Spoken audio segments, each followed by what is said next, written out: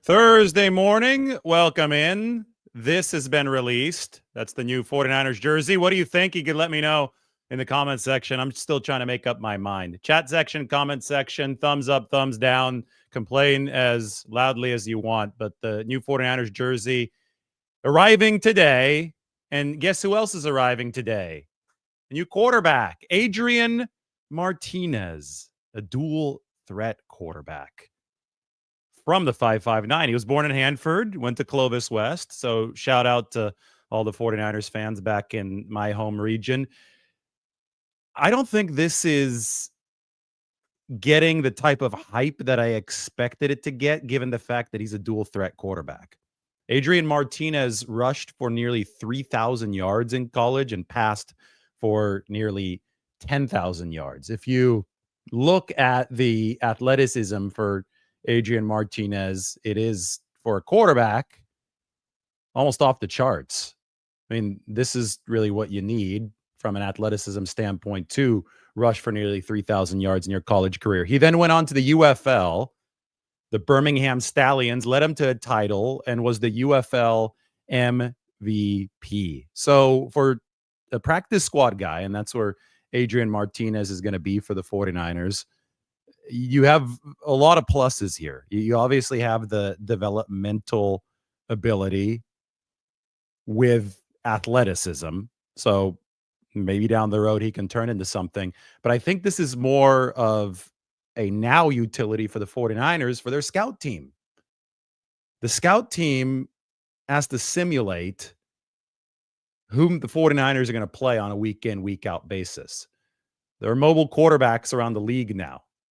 You want to make sure that your defense is ready for the looks that those athletic quarterbacks are going to bring. And someone like Adrian Martinez coming in at 6'2", 220, with a 4.5 40, a fast 10-yard split. It's about Brock Purdy's 10-yard split at 161, 36-inch vertical, and a really good short shuttle time. I mean, I think that really helps underline why he had the rushing success that he did over college.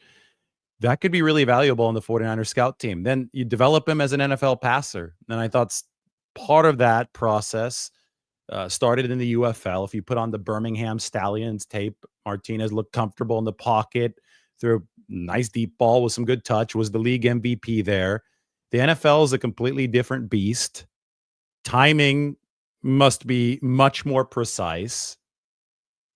The defenses in the NFL are much faster, more violent than defenses at any other level of football. So somebody who runs around too much is going to be punished for it. So Martinez is going to have to continue developing from the pocket. But from a practice squad perspective, the 49ers have somebody who could really emulate the looks that the 49ers are going to need to see on scout team. And they've got some moldable clay in the quarterback room that they sort of had with Tanner Mordecai. I thought that Tanner was fairly athletic. He threw a rope to Demarcus Robinson. Got to give him credit for that. Against the Los Angeles Chargers, he had a couple nice runs, especially that one to the right sideline in the game against the Chargers. So you could see why the 49ers rostered Tanner, at least on the practice squad, for the time that they did. They saw some of that physical upside. They thought that it'd be useful. And you could see the relation now to Adrian Martinez, and that the 49ers wanted to continue shepherding physical upside at the QB3 position. So new quarterback on his way. It was unclear if he was on his way from the East Coast. Martinez had been waived by the Jets a couple days ago, and John Lynch yesterday at the press conference said that he was en route to the Bay Area. Maybe he had been waived by the Jets a couple days prior, though, so maybe he had already had a chance to go home to the Central Valley, and maybe he was just driving up from the Central Valley. It's unclear. We'll ask Adrian Martinez when we see him. The way that this is going to fit for the 49ers is via the practice squad. And there's some interesting practice squad news now for Marquez Valdez-Scantling as well, who had initially been believed to be a new part of the 49ers 53-man roster, but he's actually going to be on the practice squad alongside Adrian Martinez. So why don't we make this change John Lynch, by the way, right now just confirmed on KMBR that the 49ers are having conversations about possibly adding Kendrick Bourne. Maybe we can add that to the headline, Mike. We could add that in a little bit if you want, but send me a little headline draft. So that, I mean, we knew this yesterday that this story seems to be picking up some steam, though. 49ers and Kendrick Bourne are talking, and there is a chance of a reunion with the guy that was replaced by Jawan Jennings. I find that very ironic. Jennings came in 2020 and then 2021 became the 49ers' third wide receiver. Kendrick Bourne left. So Jennings had succeeded Bourne as the number 3 wideout. Bourne was in New England for the past several seasons. He's since been released. And now the 49ers are talking about bringing Kendrick Bourne back. And they have a little easier time fitting him on the 53-man roster since it turns out that Marquez Valdez-Scantling is actually going to be on the 49ers practice squad. So let's make this happen. Let's move Junior Bergen down a rung over here. Let's take Marquez Valdez-Scantling right here and move him over to the practice squad. All right. So this spot is open. So if you're going to put Kendrick Bourne onto this 49ers team, he would fit right here. I'm not saying that Bourne is on the team. I'm just showing you exactly what the 49ers receiver room would look like with Kendrick aboard. He'd be a free agent addition. He'd be shaded in teal, and it'd be Pearsall, Bourne, Jennings hurt. That probably would mean Jennings to injured reserve or Jennings not available for week 1. You flex Marquez Valdez-Scantling up from the practice squad. You have 3 of those elevations. You could also promote MVS to the 53-man roster after week 1, and therefore his salary would not be guaranteed for the season. If you're only thinking that you're going to temporarily need Marquez Valdez-Scantling because you think that Jawan Jennings and Jordan Watkins and Brandon Ayuk and Demarcus Robinson are all going to be back to take the receiver room throughout the last 80% of the season, last 70% of the season, if you only think that you're going to need MVS for part of the year, as a vested veteran, his contract, even if it's a minimum deal, would fully guarantee if he's on the 53-man roster week 1. So the way that you get around that is you get him to agree to sign to the practice squad, which probably has been part of the back and forth with MVS. And you say, hey, we'll bump you up to the 53 in week 2. But for week 1, you're going to have to be elevated from the practice squad, which the salary there is probably about $22,000 per week, which if you multiply that by 17 is going to be less than the $1.255 million veteran minimum base salary around the league. So, Mike, I'm going to send you a little response to that. And then if you can change that, that would be great. Just give me a second.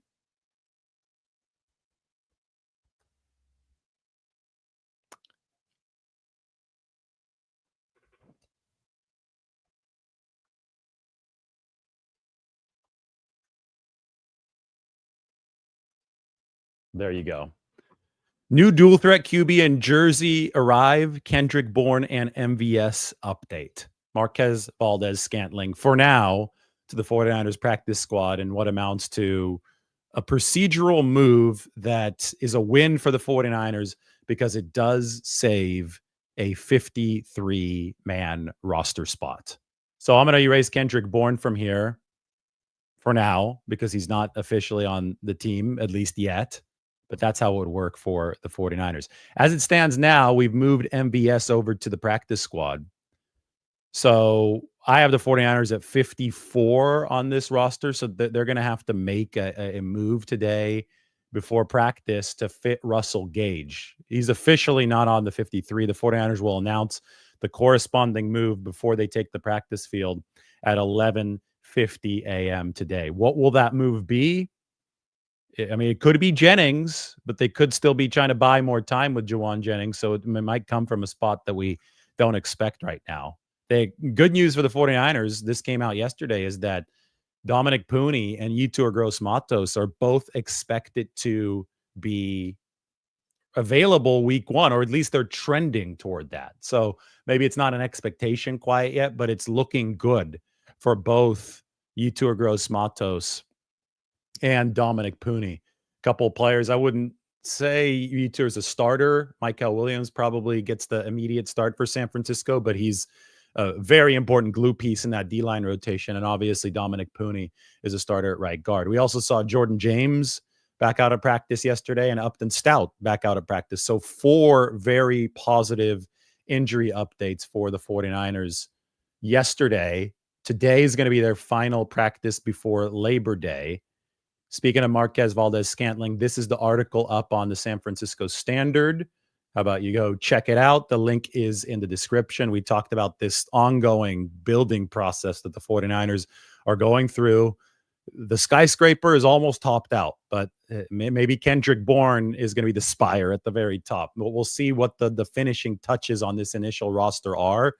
Obviously, the limbo of the Juwan Jennings situation has complicated things, but the 49ers have really shored up all the other positions. They've essentially finished the practice squad. We'll see if Evan Anderson will even fit now that Marquez Valdez-Scantling is going to the practice squad for the start of the season, because between Martinez and here we can go. I need to open up my roster really quickly to see the counter on here. Between Adrian Martinez, Sincere McCormick, and now MVS on the practice squad, that is all 16 slots taken up. So Evan Anderson might be on standing up in this game of musical chairs. They had to waive Evan Anderson to make room for the waiver claim Jordan Jefferson, defensive tackle out of LSU yesterday. So still, I would say that the 49ers are transitioning now to the finishing touches part of this roster construction. Again, uniform. What do you guys think? This is what the helmets are going to look like. So they're going all black uniforms. I know they wore them in 2015, second year of Levi's Stadium, that Monday Night Football game against the Vikings, right? Still remember Carlos Hyde with the crazy spin move, and then he dove in there near the pylon. Those videos, those uniforms were very polarizing. I would say that the 49ers obviously took an element of that. It is another all-black jersey, but the addition of the saloon font makes it look quite different, and they've decided to stay with the all-black helmet. Now, if you go and look at the rest of the NFC West, this is what the Rams are going to bring to the table. Kind of looks like what the Rams already wear, to be honest. This is what the Cardinals are going to bring to the table. It just looks dirty to me. It looks like there's like little stains on that jersey. And here's the Seahawks. Now, the Seahawks have already messed with what seems like a lot of alternate uniforms, so I can't really tell the difference between them. The 49ers are obviously one of the more traditional uniform teams, just being an iconic franchise, and they've generally stuck with the same color scheme. I know that there have been variations throughout, but whenever the 49ers come out with something like this, then you're, you know, if you don't like it, you're going to be jarred. If you like it, you're going to be really excited because it's different. But whenever the Seahawks come out with something like this, I just don't think that it moves the needle as much. Anyway, the 49ers are going to wear these when they play the Seahawks at Levi's in the season finale. So you can give me your thoughts on the uniforms. You can give me your thoughts on the 49ers' new quarterback, to Adrian Martinez on the practice squad. But that is the news of this morning. Mike says that the Jets are a Gotham City theme. Batman. Cool. I think you sent me that one, Mike. I'm trying to see if I could find it really quickly. Oh, yeah. Gotham City football. This is cool.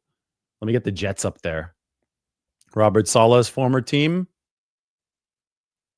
with a Gotham City themed uniform. Here it is.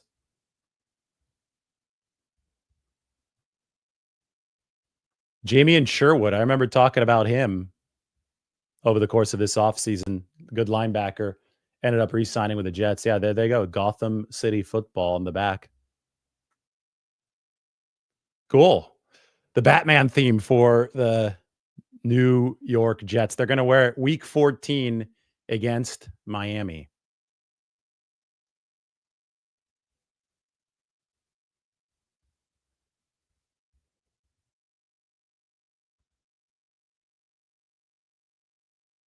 Mike sending me more of that stitching on the jersey.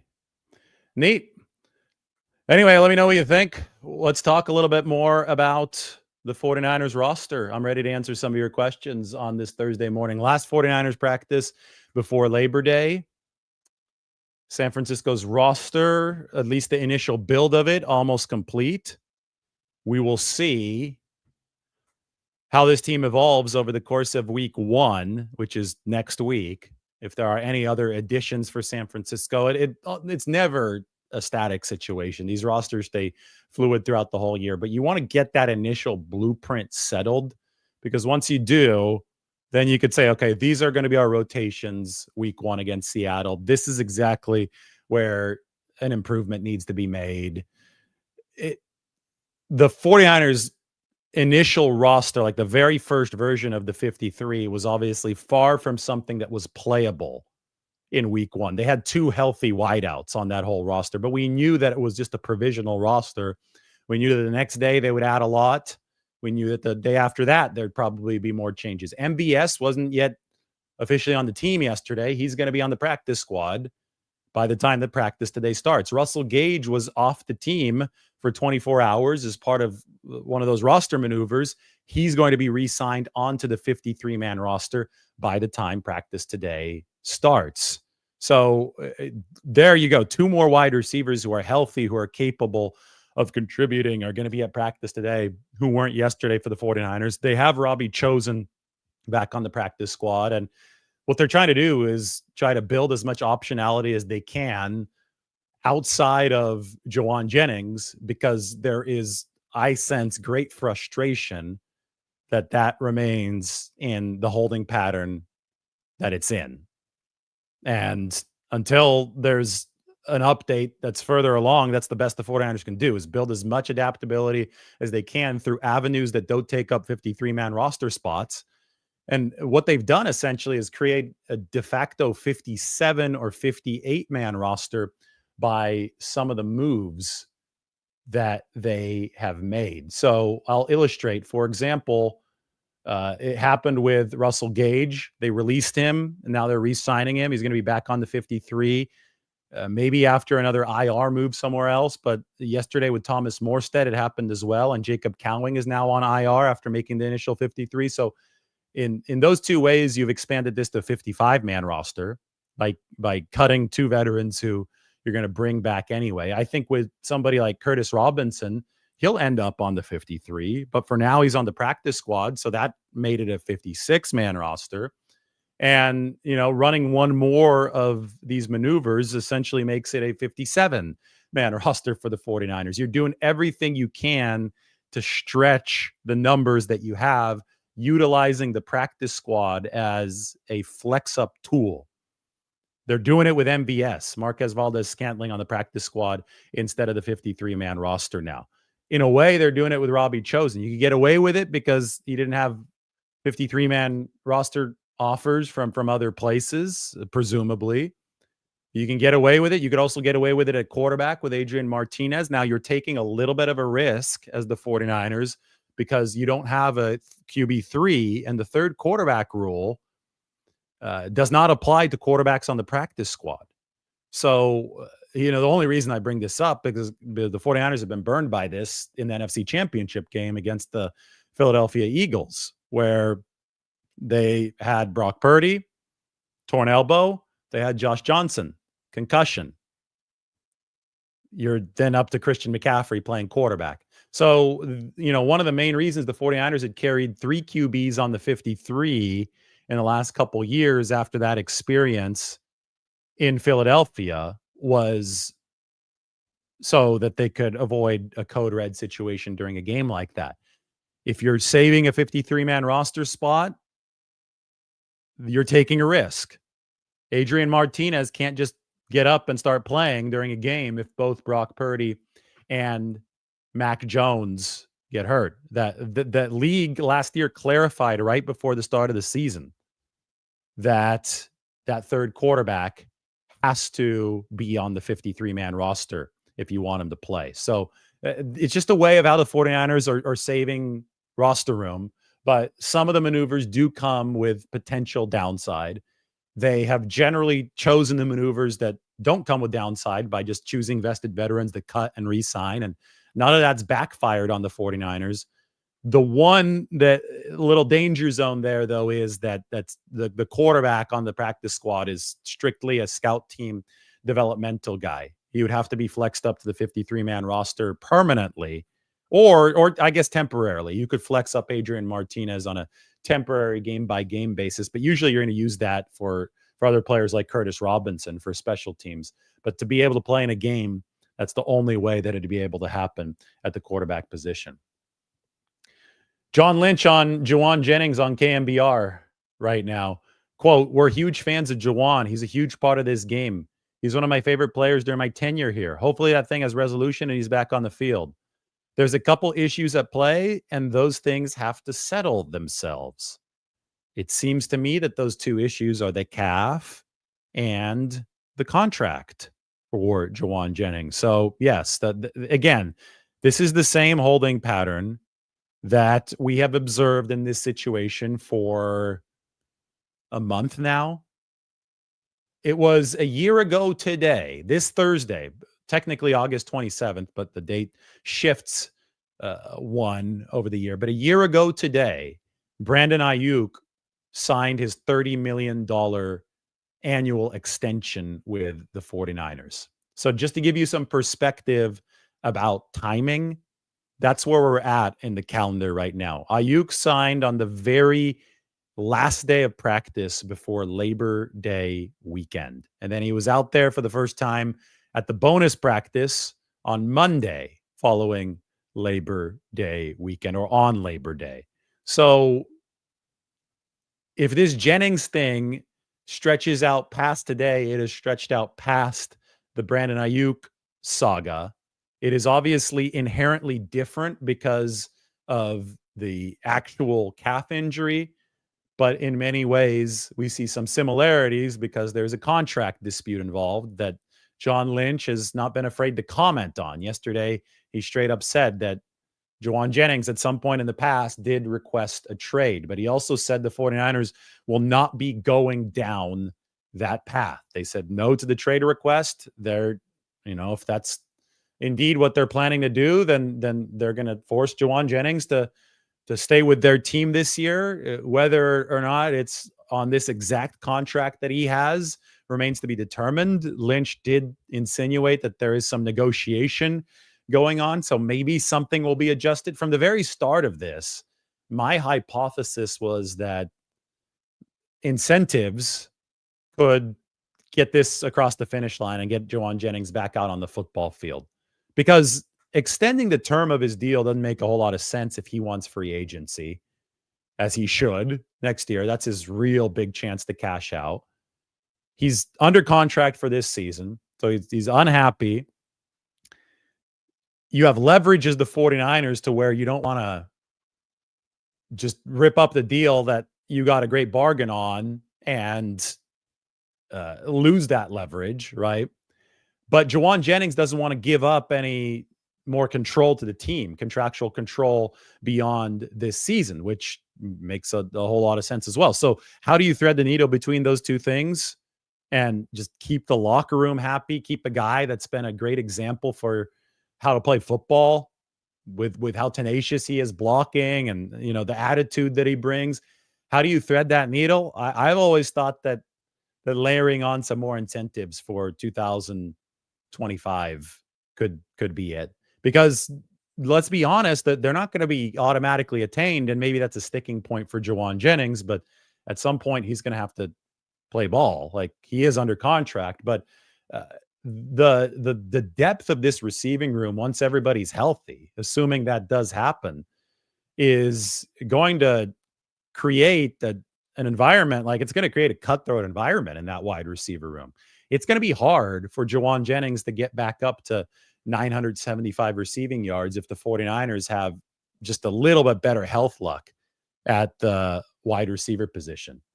So it's, it's one of those things where Jennings, even if the 49ers are offering some sort of incentive package, and I don't know if they are, Jennings wants to make sure, his camp wants to make sure it's an attainable one. And it's really, really hard given all the moving pieces to create something contractually where both sides are going to see eye to eye. And I understand both sides of this equation. I understand Jennings coming from a season where he vastly outplayed his contract because of unforeseen circumstances, and he feels that contract is outdated. And I get that teams abandon contracts early. So, I mean, Drew Rosenhaus and Jawan Jennings realized that had he played poorly last year, the 49ers might not be picking up the second year of his contract, right? So these kind of things happen both ways. You see it from the player's perspective, but you certainly also can understand this from the team's perspective after they gave so much money to Brandon Ayuk last year and so much money to all these A-list veteran players, to where their cost structure has to be very, very strict. More from John Lynch on KMBR. John Lynch said that Isaac Guerendo, right, let's go up here. Jordan James is a guy we're extremely high on, but unfortunately got nicked up on a couple different occasions during training camp.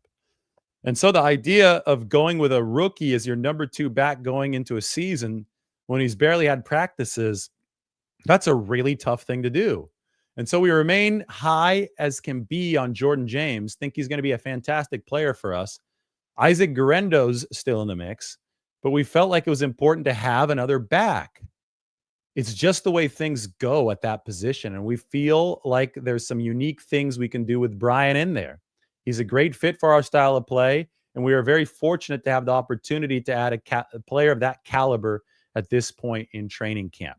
So Mike asked me, is John Lynch inferring that Isaac Guerendo is behind Jordan James? Sounds quite possible because he was calling Jordan James the number 2 back. That being said, Isaac Guerendo also missed a very large chunk of training camp. So it could just be that the 49ers, when they're talking, are not factoring Isaac Guerendo into their equation because he hasn't shown the type of reliability that they need to see yet. I would give this, and hopefully this is possible. It might not end up being possible, but I would give this a stretch of a month where everyone's healthy in the running back room. It might be a pipe dream. Sorry if it is. But give this a month where everyone is healthy in the running back room. And let's see what the pecking order is then. Because when guys are hurt, and that's been the issue for Guerendo throughout college and so far throughout his NFL career, Jordan James obviously was dealing with a couple things over camp. But when guys are hurt, the reliability aspect, the availability is the best ability part of this, is not a present variable. And coaches have to think in terms of who's available to run. And for San Francisco, it's been Christian McCaffrey throughout the course of this training camp. And then both Jordan James and Isaac Guerendo often were on the shelf. So that's why the 49ers said, you know what, we've got to go out and get Brian Robinson Jr. because this room is already seeing attrition. It's going to follow the path of previous seasons. The 49ers running back position, the way they run fast and physically is, I believe, an invitation to some bruises. And it's football, so that's okay. I mean, it's not a critique. That's just it's life. It's a fact of the matter, right? So they go to bolster the room with Brian Robinson Jr. They get him at a very affordable cost. Washington is paying a good 2/3 of his salary. And then you figure out 3 and 4 behind him when Isaac Guerendo and Jordan James are both healthier for a longer stretch. So you can actually evaluate. But Jordan James might be a more natural back than Isaac Guerendo. I mean, it's funny because they're quite the opposite when it comes to physical profile, right? Isaac Guerendo is big, strong, 220 pounds, runs like the wind, 4.3 40 kind of guy, relative athletic score through the roof. Whereas Jordan James has a poor relative athletic score, is 5'8", built more like a bowling ball. Doesn't look anything like Isaac Guerendo in terms of physique, but I would say, a more natural runner. Like his vision and his running ability is ahead of where Guarendo's is. That's not to say that he's a better player, because Guarendo's a really, really big threat at receiver. We already saw that last year. But as far as just pure running back, pure running, yeah, I mean, I would say that Jordan James probably already looks more comfortable in that role. That doesn't mean that Isaac Guerendo doesn't have a spot on this team to contribute offensively as well, though. So two things there can be true at once. On Brian Robinson's role, I think it's going to be a big role, John Lynch said. Brian feels like yesterday he was here on a 30 visits are the visits prior to the draft, and Brian was one of the guys who came in here. And so we've long been fans of Brian Robinson. Also on Marquise Siegel, this is John Lynch. He's had a fantastic offseason. We have a metric that we call swarm, which is basically when the ball is thrown, how fast can you get to the ball carrier? Last year during the draft, our analytics department nicknamed Malik Mustafa the Sultan of Swarm. I love that. Malik Mustafa, the Sultan of Swarm. Nobody in college football got to the ball faster than Malik. This year, the Sultan of Swarm was Siegel. I think those translate really well in our defense. When you run a 4-3 and you're striking people like Siegel, it is a good combination. There you go. I think that answers the question about Marquise Siegel. He's going to be starting week 1 alongside Jason Pinnock. And I think that ultimately you're going to see the two Sultans of Swarm take over the 49ers starting safety positions. I think that the goal is for Malik Mustafa and Marquise Siegel to be these teams' two safeties of the future. You take a look at the depth chart right here. Obviously, Mustafa is on the PUP list. Pinnock, Siegel, your depth is Jair Brown and Richie Grant. When Mustafa comes back, assuming there are no injuries, and I know that's a hard assumption to make, but assuming there are no injuries, who's the odd man out? It might be Jair Brown. He's the one that's been there the longest. They actually brought Richie Grant in with Jason Pinnock this offseason. So this is one of those situations that really, really reflects the changing defensive leadership of the 49ers. You've got Robert Saleh with a different set of characteristics and traits that he's looking for at the safety position than his predecessors, especially Steve Wilkes, who got up on the table to advocate for Jair Brown. And those characteristics have been rooted in speed. And you heard John Lynch talking about Marquise Siegel and speed. That is something that doesn't necessarily translate to the football playing field, but in the case of Siegel, I think that we've seen over the course of training camp that it has, and the 49ers are very, very excited. Anyway, top of the show here, 49ers and the new jerseys. I want to hear your thoughts because I'm still trying to formulate my own opinions on these new jerseys. There's Christian McCaffrey wearing the 23 with the saloon font. They're the helmets. They're going to be wearing these week 18 against the Seattle Seahawks. Seattle's going to be wearing their own version. It's going to be looking like this in that week 18 game at Levi's Stadium. 49ers have also picked up a new quarterback. It is Adrian Martinez. I love this because, you know, those guys from the San Joaquin Valley are built right. You know who else is from the Valley besides me is Josh Allen.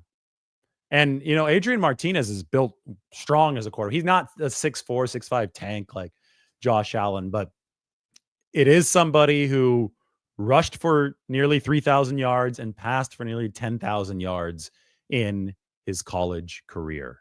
And that is not to be scoffed at, especially after he ported some of that dual threat success to the UFL.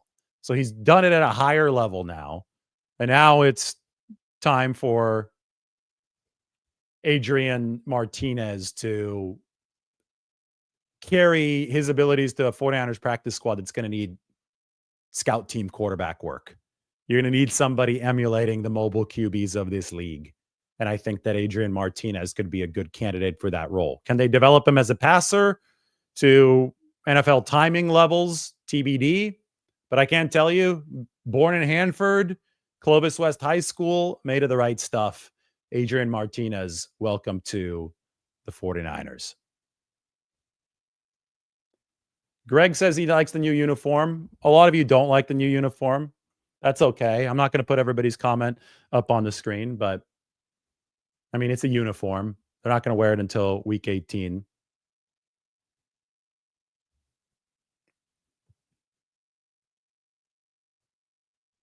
People want something more unique. I mean, whatever. Let's talk about football. I know the jerseys are fun to talk about occasionally, but let's talk about football. Come on, guys.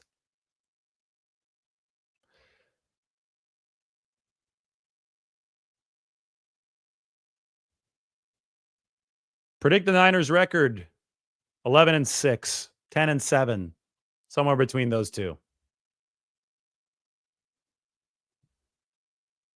How is Stout looking?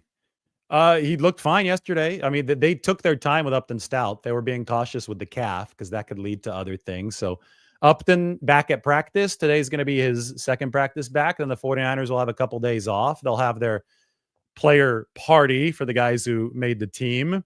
And they'll be back at it for a bonus practice on Monday. And Upton Stout, I think, is in line to start for the 49ers at that nickelback position. Texas Niner asking if the 49ers brought back Evan Anderson yet. No, they haven't made any official moves yet, but because Marquez Valdez-Scantling is going to be on the practice squad to begin instead of the 53, they have opened up a 53 spot, but they have closed the practice squad spot. So there does appear to be a logjam at the practice squad now, and it may not be possible to immediately bring Evan Anderson back. So we'll see if Evan signs elsewhere, if they indeed are full with the practice squad right now. But the 49ers roster, they still have to dot some I's and cross some T's to bring this to the finish line. Gage was not at practice yesterday. Somebody asking if Gage was at practice. He wasn't on the team yesterday. He's going to be on the team in time for practice in about 2 hours today. And then this is the Gage related question. Who are they going to release or put on IR for Russell Gage? We don't know.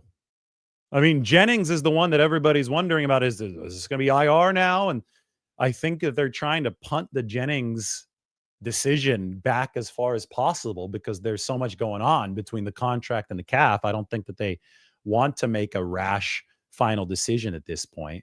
Invader 49ers says Hennessy, but then I guess you could flex Zakel up as your backup center. You're not going to have Drew Moss play center in week 1 after he hadn't taken any snaps there yet. So there are different possibilities, but I don't know which one the 49ers are going to go with. So today is going to be very interesting to see how they put the finishing touches on this initial roster. Do the 49ers go 10-7? It's a royal failure. I don't think so. I think 10-7 is a winning record in the NFL. What are you supposed to do, right? Like it's a tough league to play in. If you win more games than you lose in a hyper competitive environment like the NFL, especially with a young team, I'm not really sure how you're supposed to be all that upset. William says 12-5.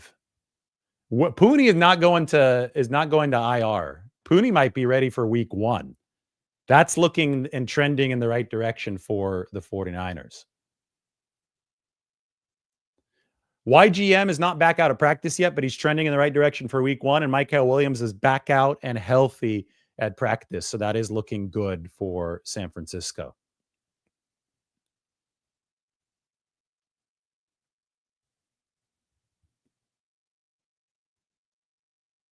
Is there a possibility that CMC lines up in a slot to allow Robinson to play running back in 21 personnel? Yes. You could line both of those guys in the backfield, McCaffrey and Brian Robinson Jr., and then you could split McCaffrey in motion out into the slot, or you can do it the other way around. You could be interchangeable because Robinson can also catch the football, not as well as McCaffrey.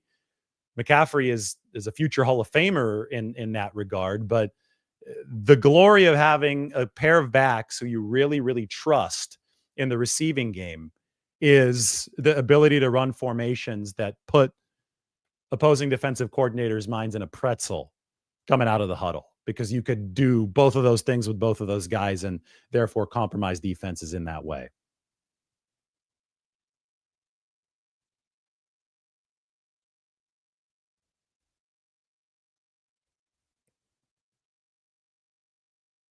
Imagine CMC in space via bubble screens with Robinson in the backfield. Yes. I don't think you'll have to imagine that all too much longer because you'll actually see it. Will Junior Bergen be elevated early in the season to help with kick returns? Depends on who else they want to elevate. I know Curtis Robinson will almost certainly be one of the 49ers elevations. I think Bergen is going to be along developing for San Francisco. And yeah, I'm sure they'll use some elevations on him. You know, Sky Moore can get hurt. And all of a sudden, Junior Bergen's probably your next returner for the 49ers. So they have some depth at that position, which is part of the newfound focus on special teams. Would turning Jawan's incentives into guarantees be an option for the 49ers? So there's actually some confusion regarding the incentives. John Lynch at his press conference yesterday said that the salary cap websites are listing Juwan Jennings incentives in the wrong year. They on Spot Rack, it's very clear that it says 2025 $3.5 million in escalators. I guess escalators and incentives, I guess, slightly different in how the money is paid out. It says 2025 on Spot Rack, but Lynch said that those actually were numbers that Jennings had to attain in 2024, which he in fact did. When you look at it, 60 catches, 6 touchdowns, 50% of the snaps, he accomplished all of those things last year. So based on what John Lynch said yesterday, Juwan Jennings should have $3.5 million more in his base salary or his option bonus, however it's paid out this year. However, the salary cap websites do not account for that. Either way, the 49ers are going to have to pay that extra $3.5 million that he earned last year. So, and also the salary cap websites apparently, and I'm trying to confirm this, but apparently they're incorrect in terms of the per game roster bonus money. Apparently it's $50,000 a game. So the 49ers have a little or considerably less leverage from the incentive aspect. Like they can't be like, oh, well, you won't make 3.5 million if you don't suit up because you won't meet the incentives. Apparently that might not be there, but there's more leverage from the 49ers on the per game roster bonus money side of things. Because if it's $50,000 per game instead of $37,000 per game, yes, that is a little bit more of a push toward Juwan Jennings to be able to get out there if he's able to with the calf injury. The long story short is that there seems to be a ton of confusion, even at the very source, like even in this negotiation between the 49ers and Jennings, but like looking at it from the outside and looking at some of the numbers, you go through the salary cap websites, there seems to be a ton of confusion about the exact numbers that are actually at play here. I've actually never seen anything like it. I think the NFL would make things a lot easier if they just publicly had all contract information available instead of relying on leaks here and there to these websites like Over the Cap and Spot Rack. Because then what happens is that both of these websites have different numbers and the numbers don't align. And now, we know that there were escalators, 3.5 million. Lynch said that those were last year. And so those, if Jennings met them, should apply this year. So I should see them on the salary cap website as counting toward the option bonus this year, but I don't. You could tell this is a situation that could drive you crazy because you don't know exactly what is what in some of these contracts. Bottom line, though, is that Jennings is under contract with the 49ers for this season. He does have a large amount of per game roster bonus money. So he is incentivized to be out there every week. Now, maybe his calf is not cooperating. And obviously that's been part of all this. So we're going to have to see how that progresses and how whatever the contractual holdup is, how that progresses for the 49ers and Juwan Jennings. All right, new QB, new jerseys, everything arriving in the building today. I'm off to the building to see the 49ers practice. Everybody, thanks for watching. Make sure to check out the San Francisco Standard. Nice article up there on the screen for you. We'll talk to everybody soon.